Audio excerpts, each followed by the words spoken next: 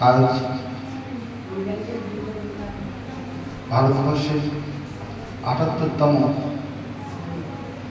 স্বাধীনতা দিবস। গোটা ভারতবর্ষের সঙ্গে আমরা দানবীর একাডেমি, দানবীর রেড ট্রাস্ট, দানবীর রেড ক্যারের পক্ষ থেকে পালন করতে চলেছি।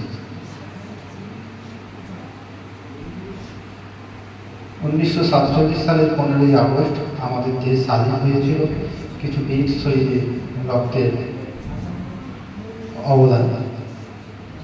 তারা রক্ত ঝরিয়েছিল বলেই আমাদের দেশ স্বাধীন হতে পেরেছে এবং আমরা এখনো পর্যন্ত স্বাধীনভাবে কথাবার্তা বলতে আমরা আমাদের সেই মূল অনুষ্ঠান শুরু করব। তার আগে পশ্চিমবঙ্গের বিগত এক সপ্তাহের মধ্যে আমাদের রাজ্য তথা পশ্চিমবঙ্গে দুটো ঘটনা ঘটেছে। তার জন্য আমরা 1 মিনিট নীরবতা পালন করব। তারপরে আমরা স্বাধীনতা দিবসের তাৎপর্য নিয়ে আলোচনা এবং ছেলেদের কাছ থেকে কিছু কবিতা, গজল, আবৃত্তি শুনব। আমাদের প্রাক্তন মুখ্যমন্ত্রী বুদ্ধদেব ভট্টাচার্য তিনি মারা গেছেন গত কয়েকদিন আগে। সর্বোপরি পশ্চিমবঙ্গ জুড়ে যে আন্দোলন উঠে এসেছে, আমাদের দেশ স্বাধীন হয়েছে ঠিক কথা, ৭৮তম স্বাধীনতা দিবস আমরা পালন করছি, কিন্তু এখনও যেন মনে হয় যে আমরা স্বাধীন হতে পারি না।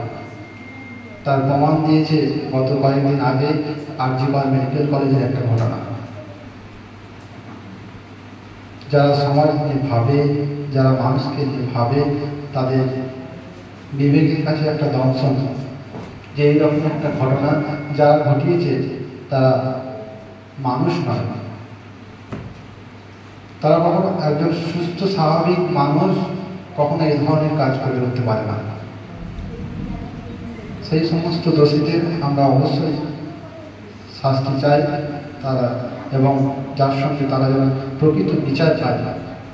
এই বুদ্ধদেব ভট্টাচার্য এবং আর.জি. কর মেডিকেল কলেজের যে ডক্টর, একজন মহিলা ডাক্তার, তার উপর যে অত্যাচার, তার মৃত্যুর জন্য আমরা 1 মিনিট নীরবতা পালন করব। তারপরে আমরা স্বাধীনতা দিবস নিয়ে আলোচনা করব।